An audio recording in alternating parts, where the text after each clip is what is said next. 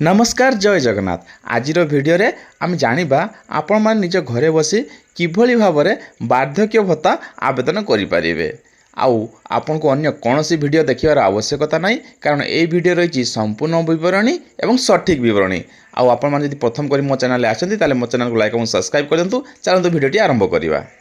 एठारे देखंतु old age pension apply करने प्रथम गूगल क्रोम को जीवा एवं सेटार सर्च करवा मधुबाबू पेंशन अप्लाई।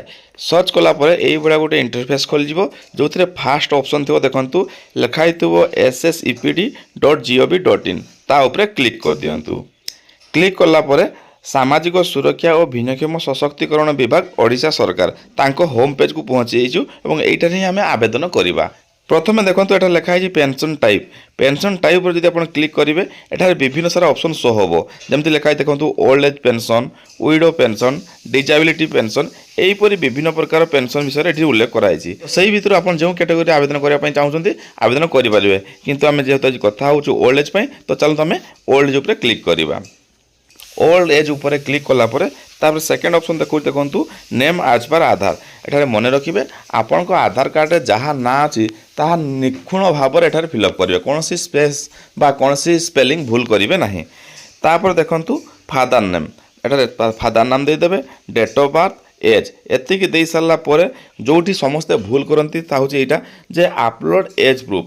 एठारे किंतु मन रखिए ऊपर जब आप भल भाव देखिए एठारे स्टार मार्क ना बा मैंडेटरी ना, किंतु आप मैंडेटरी नथिले निजर आधार कार्ड को निश्चित भाव में एज प्रूफ आकार अपलोड करेंगे। ता तलक रही है देखो जेंडर। जेंडर उपर आप सिलेक्ट करेंगे मेल फीमेल नहीं पारे, अदर जहाँ कौन आप जो कैटेगरी बिलंग कर नहीं पारे। आम एठारे मेल नौचु। तापर देखो रही आधार नंबर, आपड़ एठार निजर 12 टिकिया आधार नंबर को फिलअप कर दिंतु। तापर भेरीफाई आधार उपर क्लिक करूँ। किछि समय घूरब और तापर आपन को आधार टी भेरीफाई हो।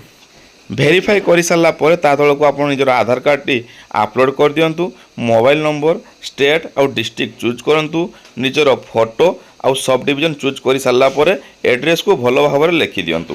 ता तल को रही देखो पिन नंबर आ ता तल को रही कास्ट, आप क्यों कैटेगरी बिलंग कर उल्लेख करेंगे।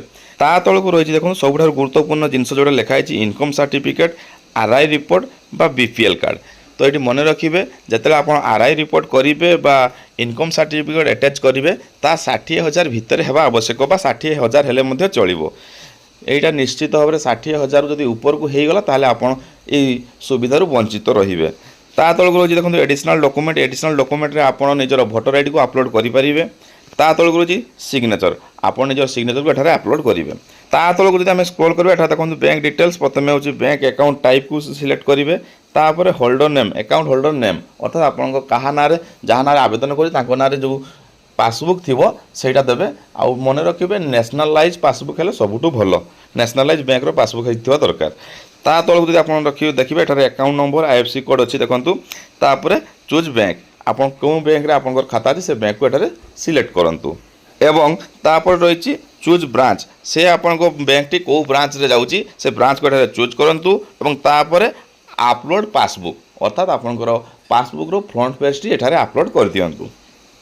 एतिकी करि सारिला परे तळे देखो डिक्लेरेशन देछि आउ किछि डिस्क्रिप्शन लिखाई तार पूर्वर किछि बॉक्स देछि। 3टी बॉक्स अछि, से बॉक्स रे समस्त राइट चिन्ह दियंतु। कारण प्रथम रे लिखाई आपनकर इनकम 60,000 रु कम, द्वितीय रे लिखाई आपन कोनोसी क्रिमिनल ऑफेंस रे इन्वॉल्व नाहंती, आउ तृतीय लिखाई आपन ओडिसा रे 20 वर्ष धरि अछंती।